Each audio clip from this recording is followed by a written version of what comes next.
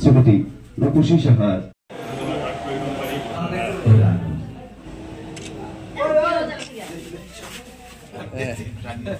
৭১,৩৯৮।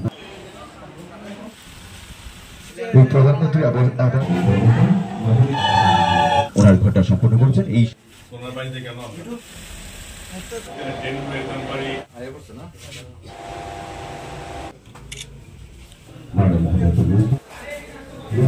মাকে নাম প্রধানমন্ত্রী এই যে কর্মসূচি, এটা সারা ভারতবর্ষের সঙ্গে আমাদের রাজ্য এবং আমাদের প্রতিটি ওয়ার্ডে প্রত্যেকটা মানুষ সেটা পালন করছে।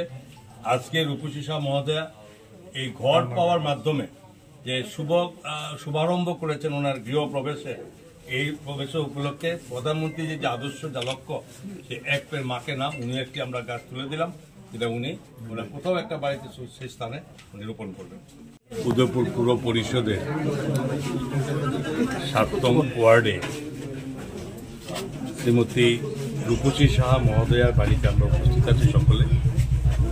কেন আপনারা দেখছেন আমার সঙ্গে পুর পরিষদের মাননীয় চেয়ারপারসন শীতলচন্দ্র মজুমদার আছেন, আমাদের এখানে এসডিএম তথা সিইও পুর পরিষদের দিলীপ দাস মহাশয় আছেন, এবং সঙ্গে আমাদের এই ওয়ার্ডের যিনি কাউন্সিলর সুবীর দাস আছেন। এছাড়াও এখানে বয়োজ্যেষ্ঠ নিশিতা থেকে শুরু করে এবং অনেকে আমরা উপস্থিত আছি। প্রথমত আজকে খুবই গর্বের সঙ্গে বলতে পারি, আনন্দের সঙ্গে বলতে পারি যে প্রধানমন্ত্রী নরেন্দ্র মোদীজি বিগত 11 বছর যাবৎ ওনার শাসন ব্যবস্থা সারা দেশের একদম অন্তিম পর্যায়ের মানুষ, যারা নিজের আর্থিক ক্ষমতা নেই, যারা তাদের বাসস্থান গড়ে তুলতে পারে না, যারা ভাঙা গড়ে থাকে, যাদের শৌচালয়ের ব্যবস্থা নেই, পানীয় জলের ব্যবস্থা নেই, বিদ্যুতের ব্যবস্থা নেই, এই সমস্ত কিছু ওনার উদ্যোগে উনি ভারতবর্ষের কোটি কোটি মানুষের উনি কাছে এই সুবিধা পৌঁছে দিয়েছেন। এবং সবচেয়ে বেশি আনন্দের ব্যাপার এটা, আমাদের ছোট্ট ত্রিপুরা রাজ্যে, আমাদের নিজস্ব রাজ্যে আর্থিক ক্ষমতাও সীমিত, এবং আমাদের রাজ্য লক্ষ লক্ষ পরিবার এই প্রধানমন্ত্রী আবাস যোজনার মাধ্যমে লক্ষ লক্ষ পরিবারকে এই ঘর বানিয়ে দেওয়ার ব্যবস্থা করা হয়েছে, এবং এটা চলছে ক্রমান্বয়ে।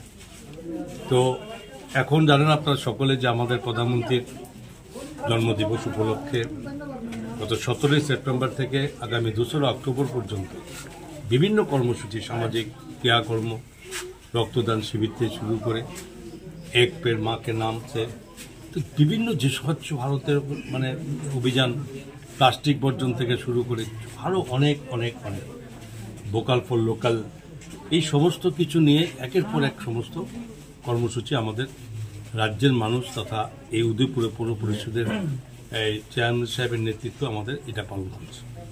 এবং এরই অঙ্গ হিসাবে এখানে বহু মানুষ ঘর পেয়েছেন, কিন্তু আমরা অলরেডি এটা অ্যাচিভ করেছি। লক্ষ্য যা ছিল 100% করা, অলরেডি প্রায় 93% আমরা কমপ্লিট করে ফেলেছি।